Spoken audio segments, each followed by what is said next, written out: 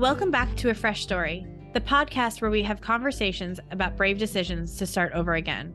I'm Jenny. And I'm Olivia, and we're so glad you're here today.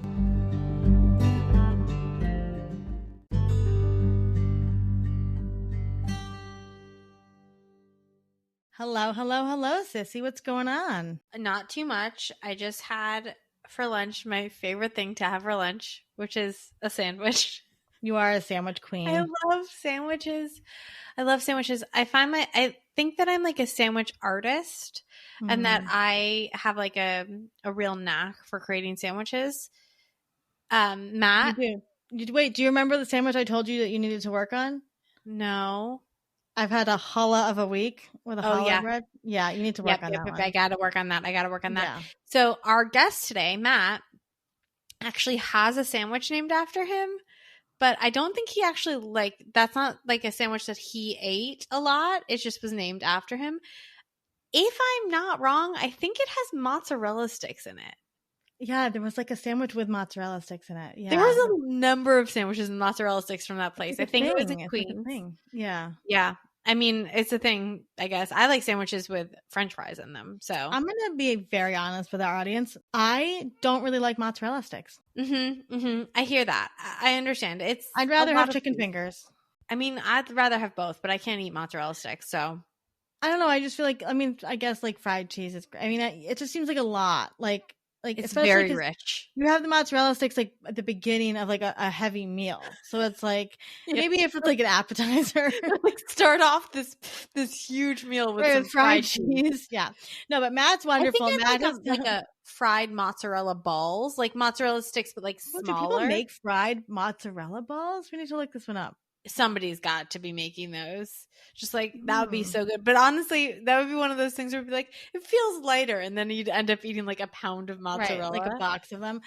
Matt and I met through the podcast community, and he is an entrepreneur. He's a speaker. He is a really big fan of supporting your people. He has sent us and said so many wonderful things about our podcast. And so when we invited him on, and he was just thrilled, and we were thrilled to have him. And it was a wonderful conversation. You know what I really, really loved about this conversation? It's really about mental health and men's mental health, and how he really accepted that he needed to do certain things for himself, and he did them.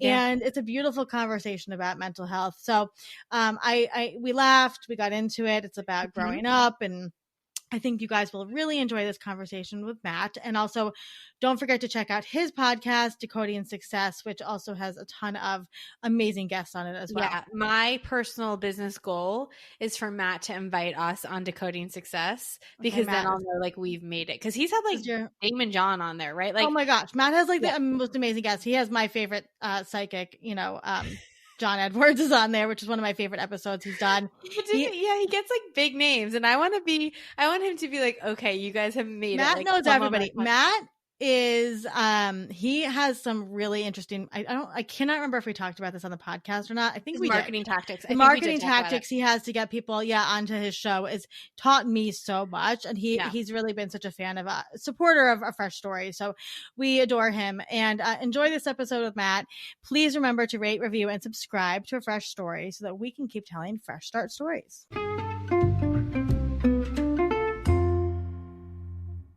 Matt is a born and raised New Yorker who caught the hustler spirit that fills his hometown streets, which we very much understand.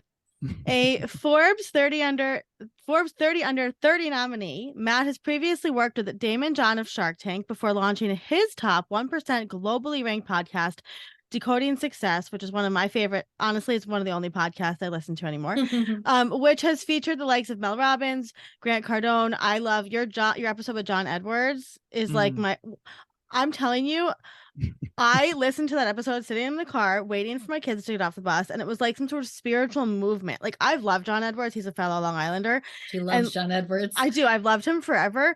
But your conversation with him was like so profound about like waiting for the right moment and like intuition, right? It was all about intuition. So we're just really excited. We connected, I think via Pod Lottery, right? Or like some sort of podcast I think it started on Twitter. It started on Twitter. Then, it was Twitter. And then you introduced me to Pod Lottery. And then I met a bunch of other amazing people from there. But you've been like a real like podcast mentor to me. So I appreciate that.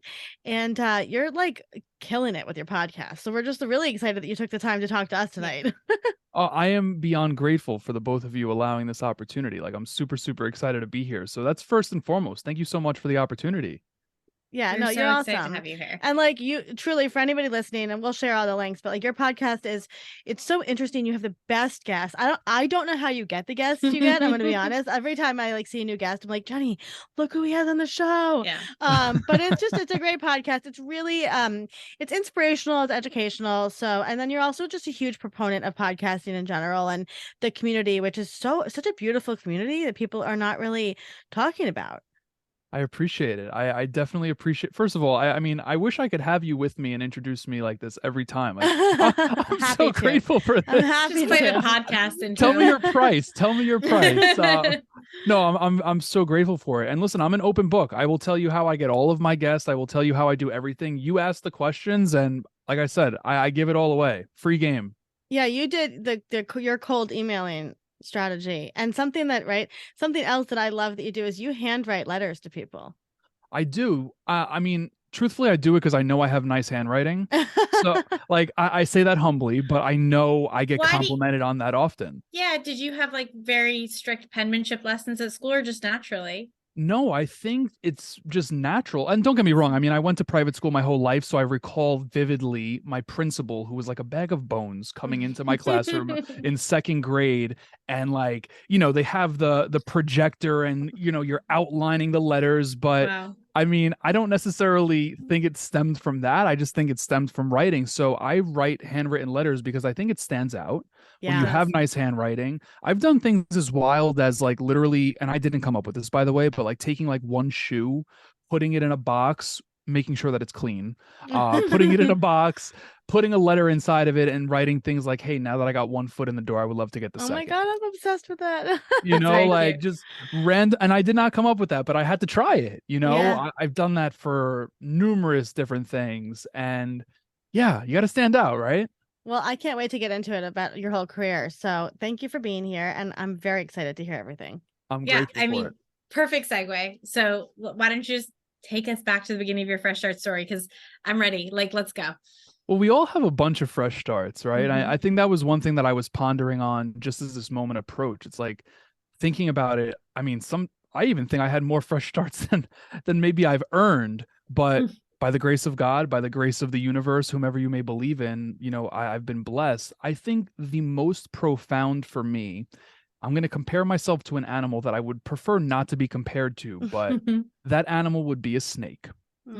As for obvious reasons, no one ever wants to be compared to a snake, but for the sake of it, in 2020, I really felt like I started to go through the same process a snake would in regards to shedding its skin. Yeah. And that happened because for years upon years, I mean, at that point, I was 26 or 27 years old in 2020, and I carried with me the weight of every single life experience. I'm talking about growing up with parents who tried their absolute best but didn't meet my needs.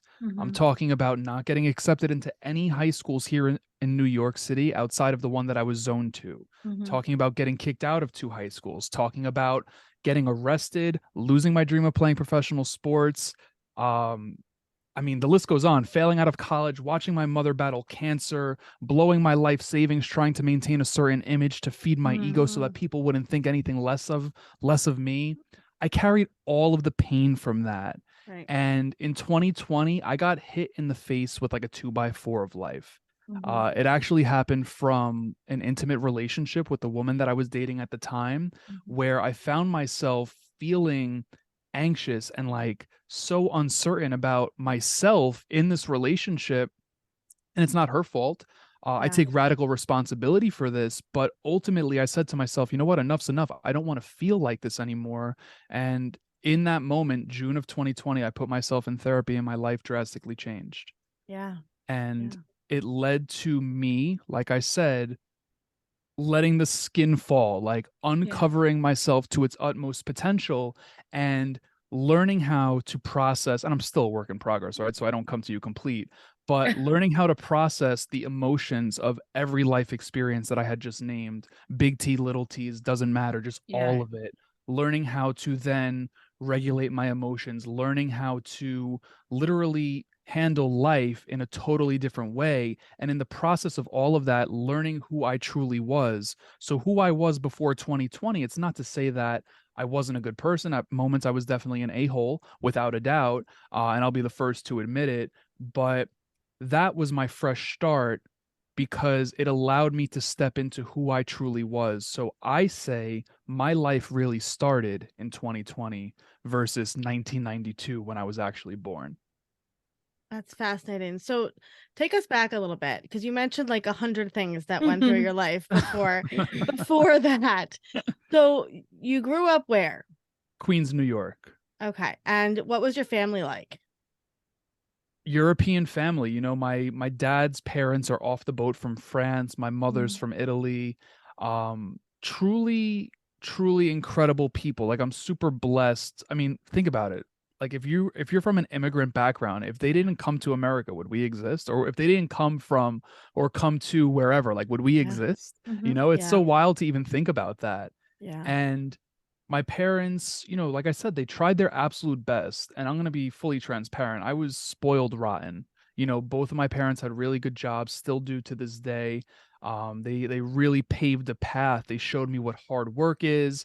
They also showed me things that I don't want to be as a parent. And I'm grateful for that as well, even though I was the one that was being impacted by it. But, you know, a really tight-knit family. And in around, how old are you when you're in fifth grade? You both have 10. children, you know. Okay. I don't have kids, but 10. 10. Okay. Yeah. So at that point is when the divorce was being finalized. And I feel like that's when, you know, in the moment you don't necessarily feel it, but it definitely had a certain level of impact on me because I noticed that when I hung out with my dad, my mom wasn't around.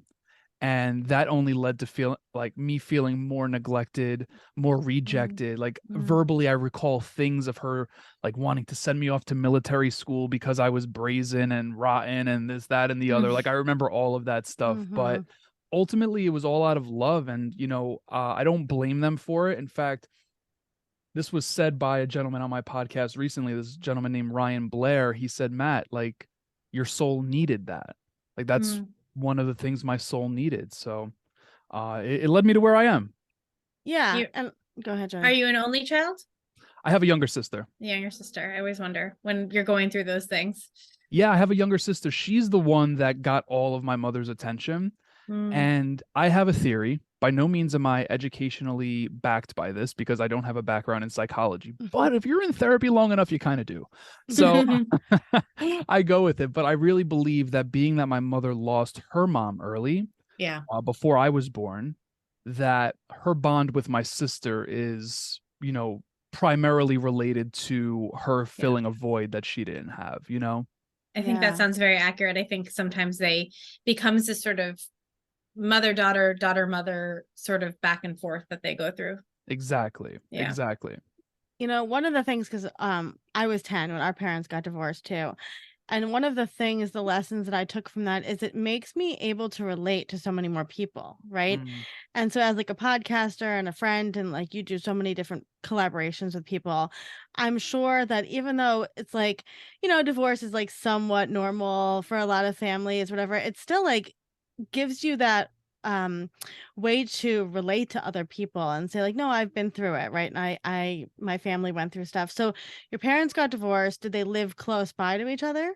Yeah, I'm so grateful for that. You know, my dad, he really took pride in having children and he really, really wanted to stay close by. So he, you know, got a place in the same neighborhood.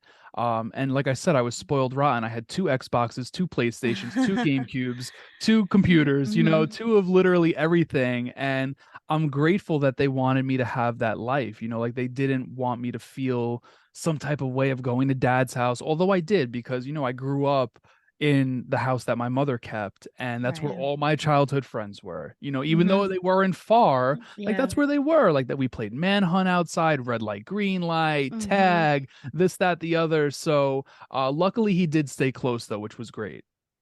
And so then you go to high school, and then you mentioned something about high school. So what happened there? Yeah, I mean, I never performed well academically, not because I was dumb, but because I utilized being the class clown to receive the attention that I wasn't getting from a positive standpoint. Right? So I was being the class clown. I remember vividly in fourth grade, which was in 2001. I remember that because of 9/11. But in fourth grade, I'll never forget, my principal called me in her office right before we were getting out for dismissal. And it's so funny. She looked at me, and I'll never forget this. She said, "Why do you do this to your mother?" And she's like, "Your mother worked so hard." And I'm like, well, now I wish I can go back and say, well, why didn't my mom give me the attention that I needed? You know, like I wish I could say that. But you know, it was really just to get the attention. So being that I didn't perform well academically, you know, you probably know this, you know, better than anyone. You know, when you're going into high school, you know, here in the city, at least, you're able to apply to 3 private schools and however many public schools. I got into none of the private schools, and that's what my parents wanted me to do. The one public school I got zoned to, my parents said, well, if you go there, you're going to get in a shit ton of trouble because you're a troublemaker. So luckily I was an athlete my entire life, and by the graces of politics, I was able to get myself into a high school for the athletic abilities that I had. And it didn't last long. I went to a school that was a seminary school, which is a school to like become a priest. I did not want to become a priest, but my parents thought if I go to an all boys school, it will be much better for me. No distractions, no girls. Until they realized it was literally joining a fraternity at 12 years old. Like we were raging. We were absolutely raging. It was What wild. school was it? I have to know what school it was. Cathedral Prep. It's actually right next to the Queens Center Mall in Elmhurst, Queens. And it lasted a year. Like if I stayed any longer, I was done. So they actually gave me an ultimatum. It was like, hey, leave before we kick you out, or stay and get kicked out. And I'm like, you know what? Let me not get that on my record. So I ended up transferring to Christ the King Regional High School, which is in my neighborhood, Middle Village, Queens. Played baseball and basketball there, but you know, kind of the same thing. At first, I knew a lot of people there, a lot of friends from the neighborhood, a lot of people I played sports with, so on and so forth. The acting out didn't happen until I got comfortable and actually got kicked out my senior year there. Luckily was allowed to go back to graduate, but you know, that was definitely part of the behavior. You know, until college, that didn't stop like whatsoever. What did you get kicked out for senior year? Oh my goodness. I said something to a teacher in Italian that I should not have said. Well, at least it wasn't Italian. Yeah. Was your grammar good though? Did you say it properly in Italian? I said it properly. The only thing, so it wasn't even Italian class. Like I just said it verbally in Italian, and of course she was Italian. So, yeah, I shouldn't have said it, and I didn't think anything of it. But I'll never forget. The dean came to my classroom. I was in English class at this point, and he had a black garbage bag. He's like, "Hey, I need Mr. LeBris." So I'm laughing. I'm like, what is this guy doing? You know, like what I'm getting out of class. Like, I'm so happy I'm getting out of this class now. And he's like, hey, we got to go clean out your locker. I'm like, oh, where are you moving it?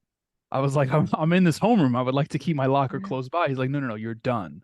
I was like, oh shit. Like then it really hit me because yeah, I mean, no one wants that. And I actually had to stay in school that day until my parents were able to come pick me up, and they don't get out of work until like 5:30. So I was there way longer than I would have liked. What a moment. What did your parents, how did they react to that? Well, they were dealing with a lot. That particular year, I got kicked out. So I was out of school from December to January that year, which was kind of a blessing for me. It was a good fresh start too, because all my friends that were older were off for college break. They were freshmen in college. I literally stayed home that entire month and played Call of Duty. But they had a lot going on with me. You know, I just had surgery on my shoulder. I was a baseball and basketball player.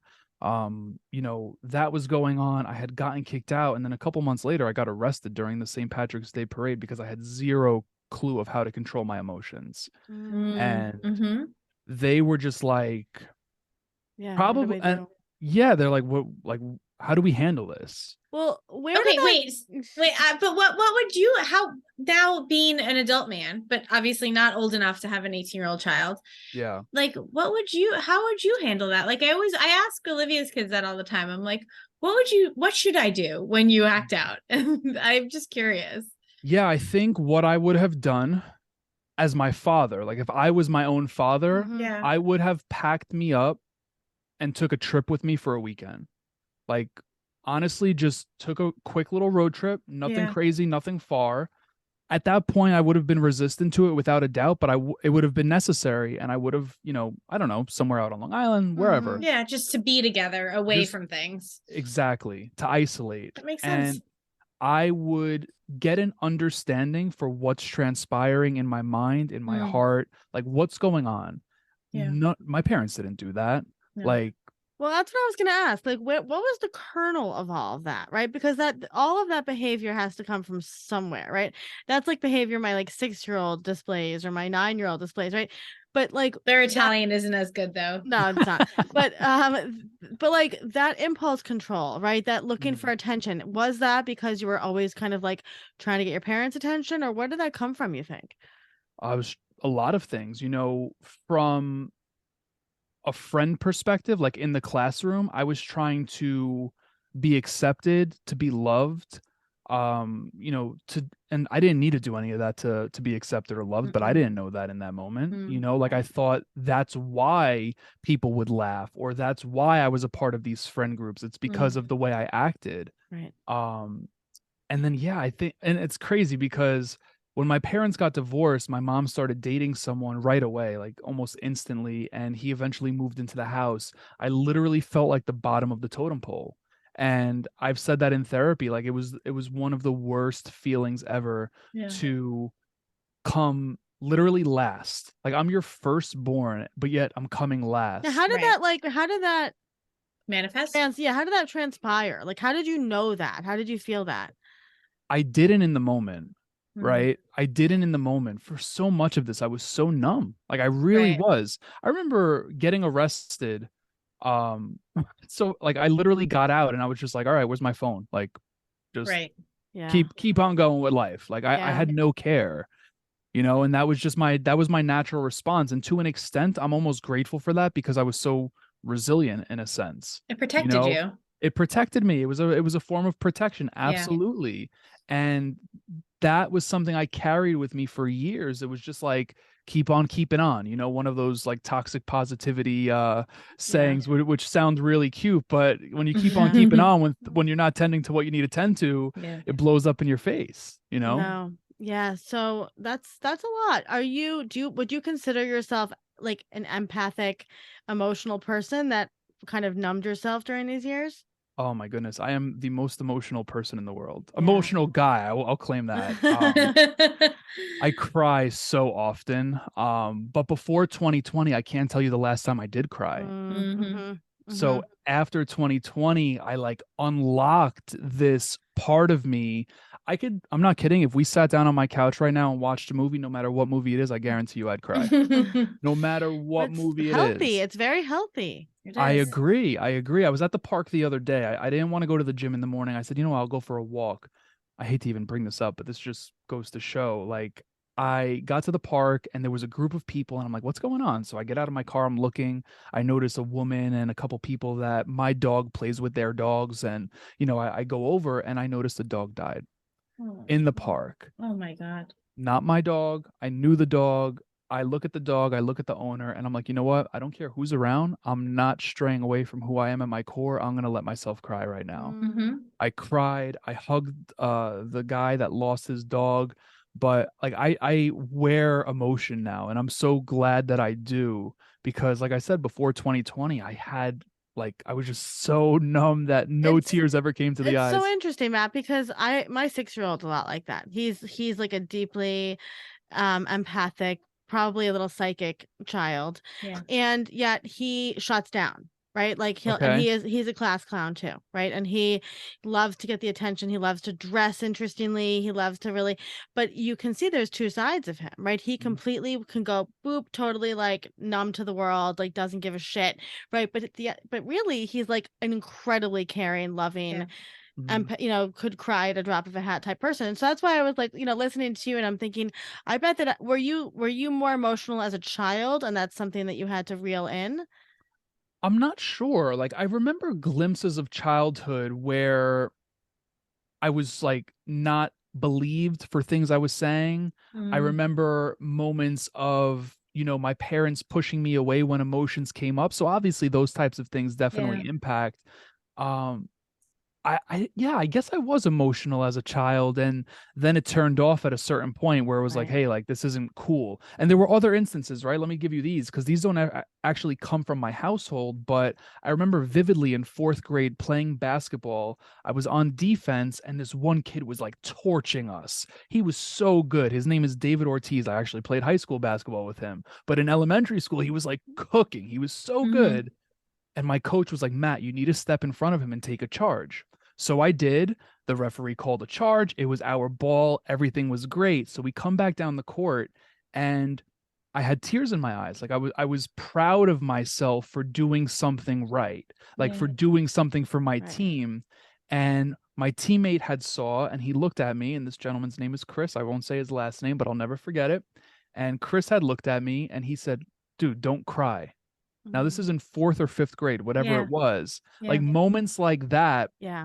When you're being judged for showing that emotion, it programs you. Yeah. Olivia and I talk a lot about that because, like you said, her 6-year-old he's physical and he's, in school and he's playing soccer, and she got a call the other day that like, he blocked somebody during a soccer game and he pushed a kid. And I was like, it's soccer. Like, that's going to happen. But then you have other kids commenting on what's in his lunchbox and what he's eating and stuff like that. And it's like, that's the stuff that sticks with you. No kid is going to, the story that you just told isn't some guy pushed me during basketball. That's what happens during basketball. The story you told is I was judged for who I was and for having human emotions. And like, we always said like, words don't hurt me or whatever. That's what we were all taught as kids, but like they hurt more than anything. You carry that with you for the rest of your life.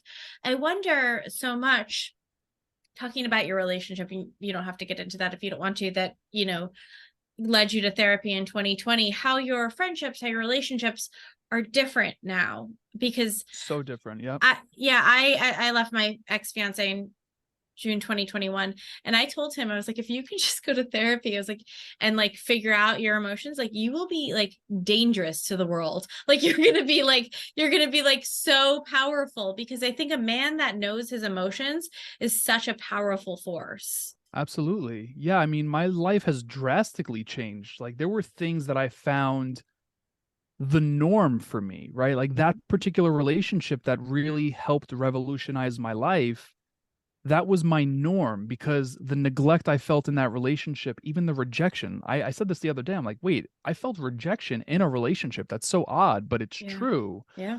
And all of that was my norm, because that's my core wound for the most part. Like that's what I grew up with.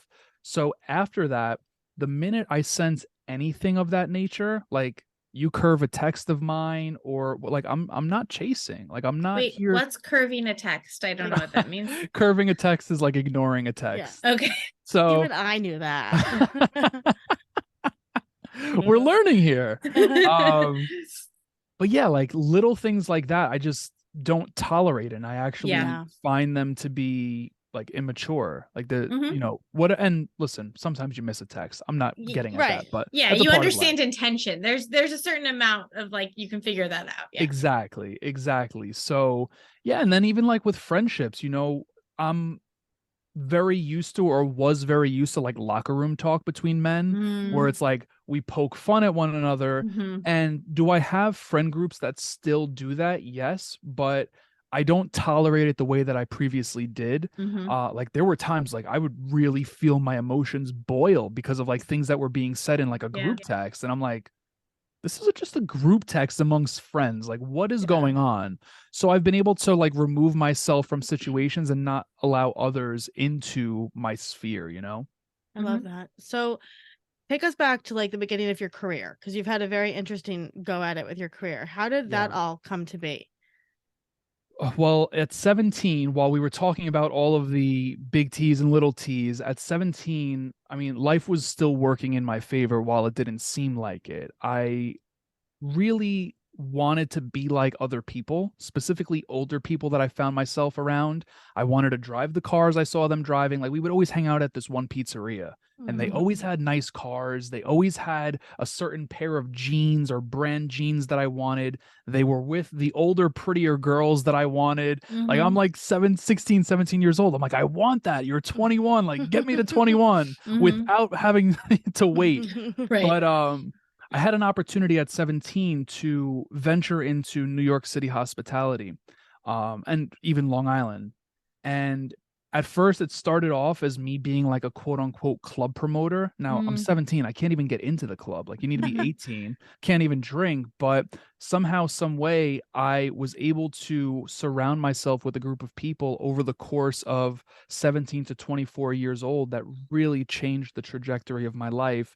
In fact, while feeling like the black sheep of my family for years, meeting these guys and girls, like my life drastically changed and they really became my family. And it's not to say that I don't have actual family. You get what I'm saying? Yeah. But your chosen family. My chosen family. Yeah. Perfect wording.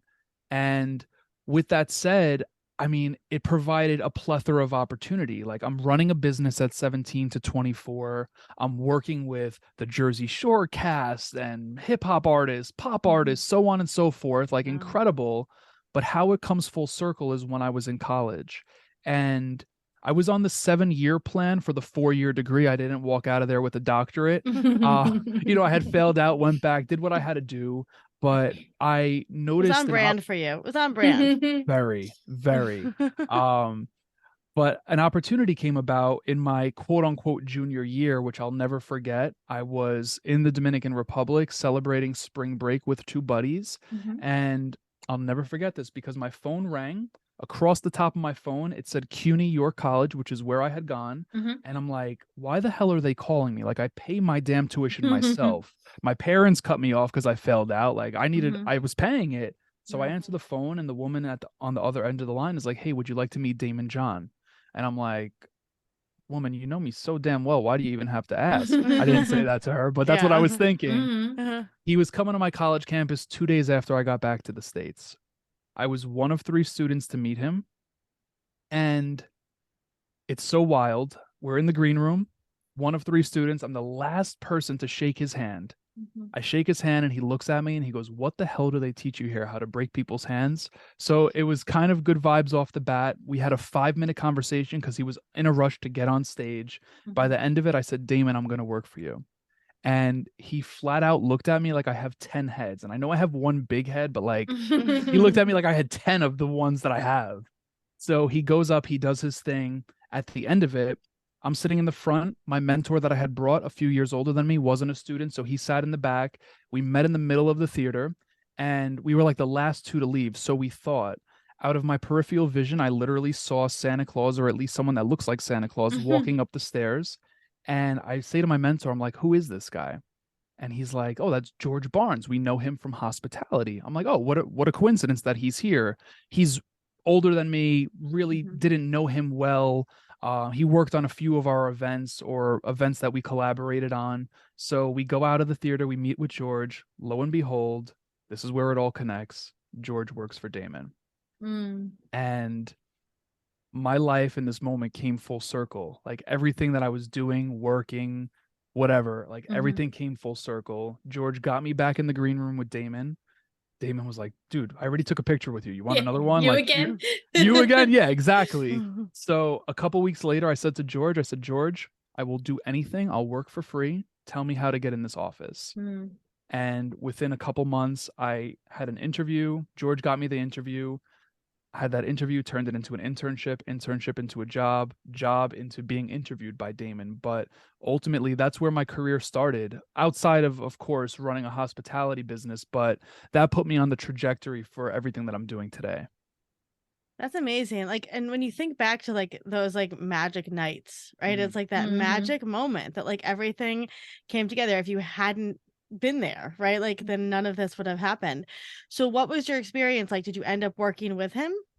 Yeah, I worked with him for 3 years, in total, and, I mean, on a daily basis, being in proximity of him, like, really, really pulled me in a positive direction. Mm. I sent Yeah. him an email literally on Thanksgiving Day of this year. I said, "Hey, Daymond, you always used to bust my balls about being my father," which was, like, an ongoing joke. Mhm. I'm 6'5", he's, like, 5'5", so it wouldn't Okay. work out well, but, You're 6'5"? I That's am. very tall.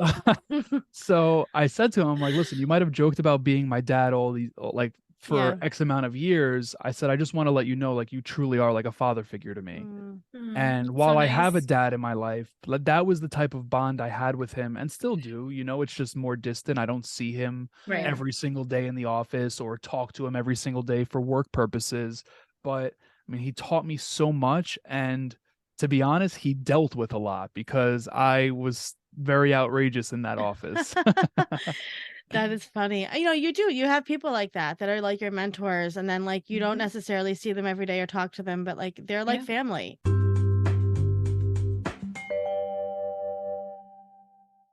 What happened after that? So you were working with him, and then what was the next fresh start? Yeah, I left prematurely, and this, I guess, ties our conversation together once again. It was after my second year with him, I get the 1 year raise where we're going for the next round, and I get yet another raise, but I'm like, you know what? I really want a promotion. So I had proposed the promotion to the president of the company right before we went into summer. And of course, summer is when they're filming Shark Tank. I went to Europe for 15 days.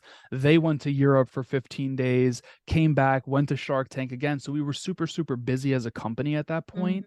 And my promotion was kind of getting pushed to the side. But it's also because not any of their fault. It's really my fault because I was scared of conflict and I felt like me not approaching or speaking up for myself led to me feeling neglected. So that's why I say that this comes full circle because that neglect made me think the best move to make was to just leave, Yeah. right? To avoid the conflict because that's just something I was doing, was avoiding conflict at that point, and it felt more comfortable, right? It's like, oh, you're neglecting this, like I'll just get You out of know here. that. You know how to do that. Yeah, exactly. So I had left, and I'm gonna be honest, I had no plan. This is in 2018. Like I was so arrogant. I really, really was. And the only thing on my calendar on November 1st of 2018, which was my first day, a quote unquote free man, was a Tony Robbins Unleash the Power Within event and a speaking engagement I had in Jackson, Mississippi. Outside of that, I had nothing, no source of income outside of speaking, like literally nothing. And I had an intern at the time. His name is also Matt, a really good friend of mine to this day. And he would always bug me. He's like, dude, you need to start a podcast. I'm like, bro, when do I have time to start a podcast? Like, I work 5 days a week, and on Saturdays, I'm in the office working on other stuff. So, like, when can I do this? Well, bingo, this is the time to do it. So, December 4th of 2018 was the launch of Decoding Success, which was, I'm very grateful for it. Obviously, I might not sound it because of, saying that I left prematurely, but it led me to where I am. Yeah, you've been doing it a long time. 5 years. 5 years in December. It's pretty crazy to think about that. I'm gonna throw like a little party or something when we get there. You But should. I mean, considering most podcasts don't get past 10 episodes. yeah, there's a statistic out there, right? I think I saw Yeah. something the other day that said 97% of podcasts don't make it past 3 episodes. I don't doubt that. I don't doubt that. That is so wild. How many episodes are you at now? I have over 290 recorded, but we only have 275 Only out. 275. Yeah, come on. I've been doing it for 5 years. Yeah. You must love connecting with people. I love it. I mean, I'm a very, very social person. And don't get me wrong, there's moments where I like to be by myself, but I'm a very curious person, right? I'm a very, very curious person because it's a cheat code to life. it's a cheat code to life to have conversations just like we're having this evening, or in passing, like even at a coffee shop, you spark up a conversation with a stranger. You never know where it can go. You never know who you're talking to. You never know who you can impact. I'll never forget this. I was in dinner in Europe, and the guy next to me, we were at a very nice restaurant. It was actually in the French Riviera in Monaco. The guy next to me was from Connecticut. What the hell are the chances of that? Like, we never know. So I'm just super, super curious. And the podcast has led to so much growth. Like, I will embarrassingly send the both of you my first ever episode. It is so cringe, but it's just led to a plethora of growth, and I'm like beyond grateful for that. So what has been like, and this is like, maybe you don't have an answer to this, but like your top couple episodes or people that you've interviewed? Oh, that's so hard. Well, I'll give you number one. It might not be like the most impactful episode to anyone other than myself, but at the time I had interviewed my 89-year-old grandfather. That's very cool. Yeah, I'm so grateful for it. He's still kicking. He's actually turning 92 next Saturday. Amazing. That's amazing. Happy birthday to him. I love that. I appreciate it. What a special gift to have. It was very, very special. And I said to myself, you know what? Like, this might not be the most downloaded episode ever. Like, going from, I don't know, Mel Robbins to my grandfather, but I'm going to do it because this is a keepsake and I have this platform for that reason. Like, I'm just going to do that. We had a really good conversation. He actually cried. So it was really, really enjoyable. I would say that's number one. And then, I mean, there's so many. I would say this. I will tell you the biggest takeaway from all of the episodes. And the biggest takeaway from all of the episodes is embracing the in-between moments. Yes. And what I mean by that is, the whole premise of the show is to shed how you define success, right? Get rid of the conditioned, programmed way of defining it and define it for who you truly are. But we can't just go from A to Z like that. So what I suggest and what I've learned through this platform is embracing B to X. Like, B to X, where you might not necessarily have a definition for how you define success or what you're looking for in a partner or what you want to do with your life. Like, embrace that in between.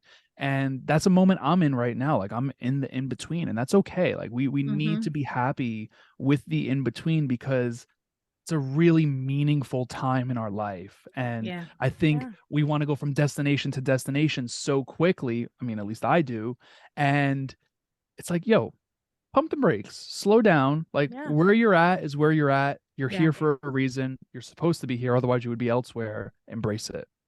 I think that the more you surrender to the in-between, and get to those destinations, you realize that those destinations are also just in-betweens. So you kind of spend your whole life in the in-between, and you have to be comfortable with that because there's so few moments in life where you're like, and especially for people that aren't actors, like, we're not going to win an Oscar. We're not, you know what I mean? Like, it's not gonna be like, yes, this is the moment of my life. I've done it. Even then you still have to take the next meeting with the next writer the next day to make the next movie. So it's all in between. So I think it's very important. Absolutely. Yeah, it's important, and I would definitely say that. And no one actually like said that verbally on the show, but when you listen, when you listen and when you have these conversations, it's like, okay, cool. Every single person I speak to has a where they were and where they are. It's like, all right, cool. That in-between moment's so important. Yeah. So what's coming up for you? What's next? What is next? Good question. A lot. I mean, that's a pretty crappy answer. So let me try to be better than that. Well, firstly, the podcast is not going anywhere. In fact, I'll share this, right? The both of you are creators in numerous aspects with your business, with your show. The other day, I don't know if it was Monday or Friday of last week, I'm literally standing right here at my desk and I had a moment where I'm like, Matt, like, what's next? I literally asked myself, like, what's your next move? And it's so crazy because I don't necessarily always tune into myself like that. But in this particular moment, my intuition was as loud as it could be. And the response was stay the course. And me being very stubborn, I was like, say it again. Can you repeat that? So I asked the question again, and it said, stay the course. So not that I ever thought that I was going to get rid of my podcast, but it's hard, especially when you're trying to make it a full-time thing. Like it's really, really hard. So the podcast is always up next for me. A lot of truly incredible conversations coming about. I had mentioned that we moved into a studio, which not easy, like just facing those nerves of being in person, and it's a little bit more vulnerable, and it's a nervous process. So that's coming up, or it is up. And does that make it very hard to book guests because now you're kind of limited? It makes it different for sure. Luckily living in New York, as you both know as well, like we're really blessed with this being a really, really major hub. Like it's the land of opportunity is right here. So people do travel in, and a lot of people actually live here too. I've gotten pretty lucky where they're like, oh, I have an apartment in the city. I'm like, oh, great. Like, I didn't know that, because how would I know you live in the city? Like I don't have tabs on everyone. Definitely makes it more challenging without a doubt, but it also makes it more intimate to an extent. And I think that's, another addition of nervousness, because when you make it more intimate, people see another side of you, and it's a whole thing. So we're getting there though. Yeah, and that's like, and you do video too with your podcast, and so that's like a talk show, really. I mean, that's you're sitting there and interviewing these people. You have to perform, right? I mean, what a great way to, and this is not the best term, but like you use the therapy that you've been through, right? But like to be the best person that you can be, and the most empowered and healed person or healing person to show up, because you can't show up authentically for people if you're not gonna get in touch with your feelings, and then people aren't going to show up for you authentically. 100%. It goes back to what we were talking about earlier. The more I worked on myself, the more, and this is what's so crazy, because a lot of my life I lived with the external. My worth was external. My worth was attached to whatever else. Like everything was outside of me. But the more I turned inward, the more the things outside of me developed. Right. So I can't meet the both of you here this evening. Once again, I'm very grateful for this opportunity, but I can't meet the both of you here this evening and talk to you the way that I can if I didn't do what I did and do what I do. Right. And that goes in numerous different capacities. Like I can't talk to, and I'll use her as an example, like I can't talk to Mel Robbins the way that I talk to Mel Robbins without doing what 100%. I do. So it's a blessing. It's absolutely a blessing. And I like the word that you use, performance, because there are times I don't want to perform. And that's another reason I get nervous. I'm like, oh, I don't want to perform right now. Like you got to be in the mood for it, or you got to get yourself in. Are you still doing speaking engagements? I stopped. I had a trip from hell. I should really be careful with how I word this, but as you know, I'm a boy born and raised in Queens. I never in a million years thought I would end up in a place like Fargo, North Dakota, but I did. As mentioned, I'm 6'5". When I got there, the snow was over my head. Like I'm not kidding. And it was the absolute trip from hell. And I said to myself, Matt, what? And I'll bring this full circle too. While we have access to some things, I don't think all things are meant to be acted upon. And I had access to these speaking engagements, and I was getting paid for them. I was traveling the country. So nice to have expense-free travel. Like you get to see different parts, until you fly from New York to Fargo, North Dakota, but you don't make it there. You get stuck in Chicago for a night, so you got to get a hotel. You can see the Bean. You can eat Giordano's pizza. Then you get on the flight to Fargo, North Dakota the next day, but you don't make it there. You make it to Minneapolis. And it's like this, compound effect of hell. And I ended up driving 4 hours to Fargo. And while I did the speaking engagement, which was actually on the same stage as Bill Gates, which is absolutely crazy. Very cool. I was just like, you know what? That stressed me the hell out. Let me take a pause.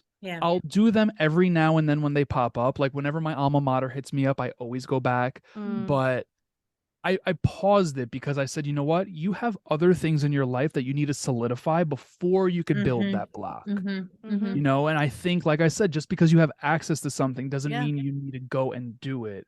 Unless you have the foundation in place, which I didn't have at the time. So we're working on it though.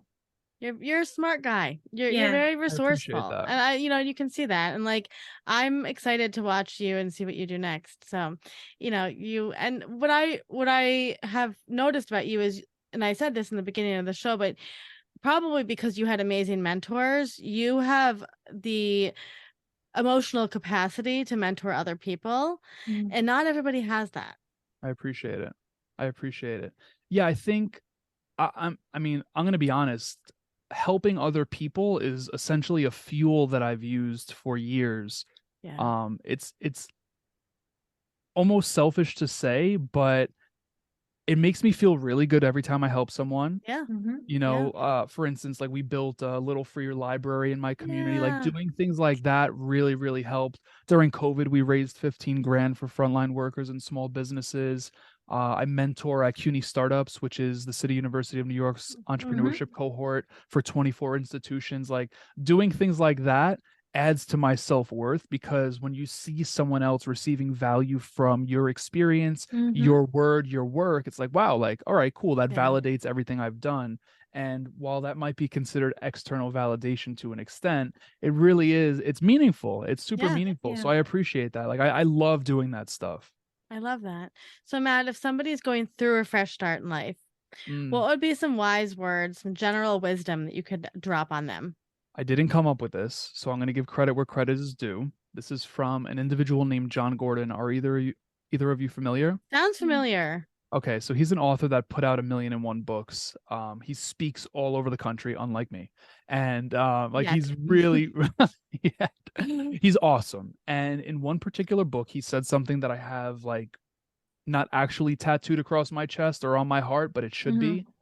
And it's an equation. The equation includes no numbers, because I'll be honest, I suck at math. And furthermore, when they started adding letters to math with numbers, I was like, no, I don't do that. But the equation is E plus P equals O. And what that stands for is events plus perspective equals the outcome. Now, the reason I'm sharing this is because we don't get to control every single event that takes place in our life, whether we would like to or not. And I'm one of the people that would like to. Life would be pretty boring if we did control everything. But regardless, we don't get to control everything. So that variable and shifting our focus or energy to try to control everything is virtually pointless. The thing we get to control is the perspective, how we perceive the event. Our perception plus the event is truly what determines the outcome. Now, I'm not going to be the guy that sits here and says, you know what? You're going through a fresh start. You just went through a breakup. Like, yeah, breakup. Like, that's great. Like, no, I'm a human. I get it. It sucks. It hurts, like the emotional side of things. Yeah. But 6 days, 6 weeks, 6 years, 60 years down the road, when you perceive that event, you're going to look at it in a different light, and that's what's going to truly determine the outcome. So that would be the advice that I share. That's super important advice for everybody, because it's pertained to anything, little or big. I love that. And then to close it off, the hardest question of all: what was the last thing that you ate and truly loved? Well, I'll tell you this. I know that you like this tweet, Olivia. I do not like chicken liver. I can tell you that. I don't know how many people do like chicken liver. I like chicken liver. I don't like chicken liver. Okay, 1/3 of this population likes chicken liver. Yeah, I wasn't a fan. So that is what I don't love. What I do love, it will be a specific recommendation. Can I give 2? Yeah, of course. Okay, I'm gonna give 2. We're all about the We're not litigious here. Yeah. All right. So there's 2. The reason I'm gonna say 2 is because I have some legal obligation to share one. I have a sandwich named after me. It's not a healthy sandwich whatsoever. Where? It's food coma-ish. It's at Anthony and Son Panini Shop, which is in Williamsburg, Brooklyn. I'll send you both the Instagram handle. I'll send you the actual photo of the sandwich. But there's 2 sandwiches there. They're called the Matt and Steve and the Matt and Steve 2.0. It's for me and one of my best friends, former business partner. And they are absolutely bomb, but I'm telling you, it's like total food coma.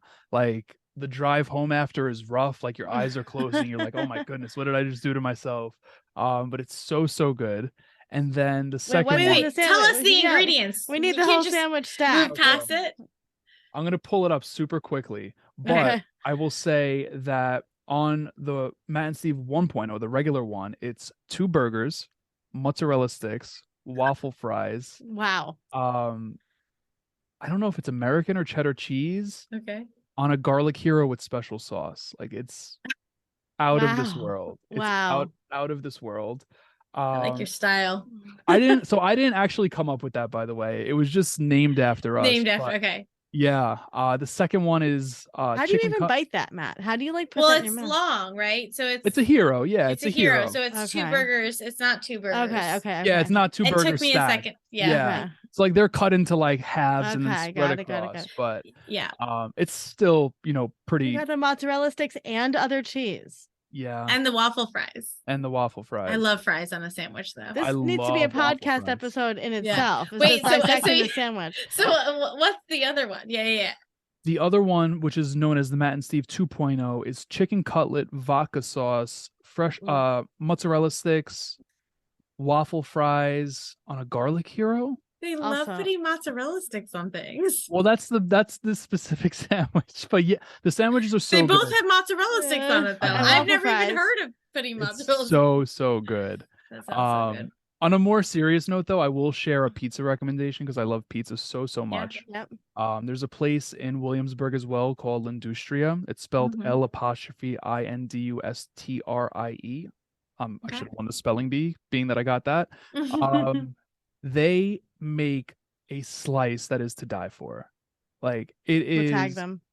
It is so good, and it's thin, but you could also get the ones with toppings, and I love the one with burrata on top. It is like out of this world. These are very New York picks. Yeah, I'm asking. Okay, so it's kind of like it's almost like a traditional New York slice. I'm looking at the pizza now. Oh, you pulled it up. Yeah, so it is. It's like a regular slice, but like you could eat a full pie. Okay, got it. And they're not small slices, but they're so light that you're like, oh, I just crushed 2. Like I could definitely put down another 2. It's really good. It's really good. But those 2 things, I mean, I have them rather often, so they're really good. It means you're living the good life. Like that's really what that means. If you can afford those sandwiches, then nothing else matters in this world. Well, those definitely put me to sleep, so I'm getting good naps on Saturdays and Sundays whenever I have them.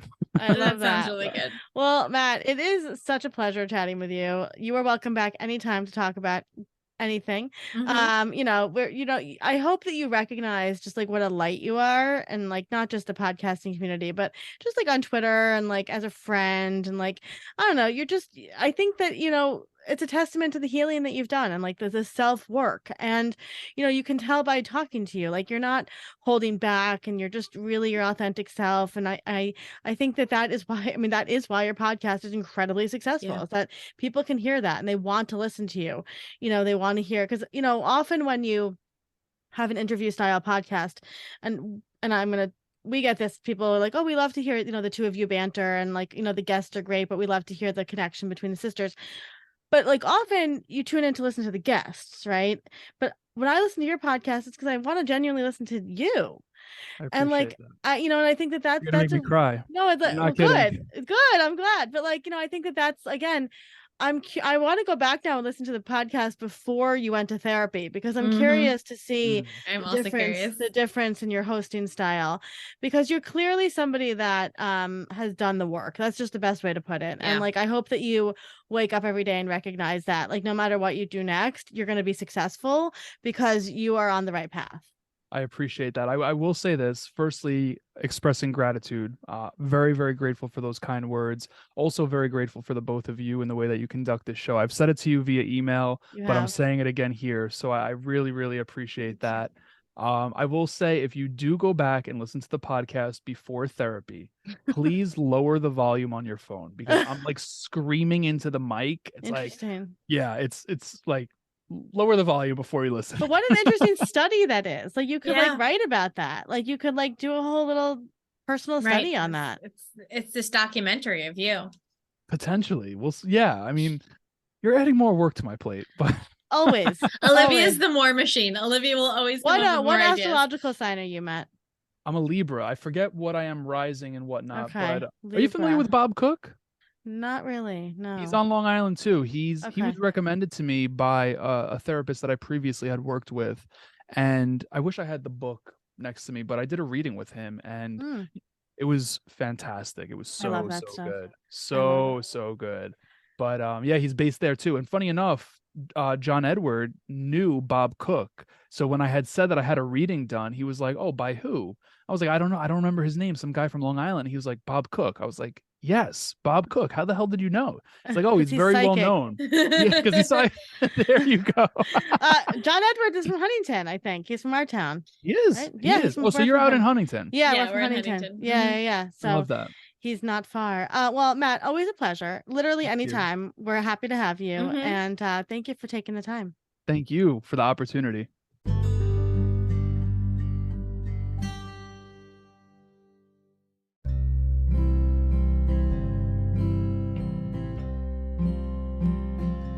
Thank you for listening to today's story. We're always here and we're proud of you. A Fresh Story is produced by Fresh Starts Registry, the first and only platform for everything you need to begin again. You can read the show notes and learn more about today's episode at afreshstory.com.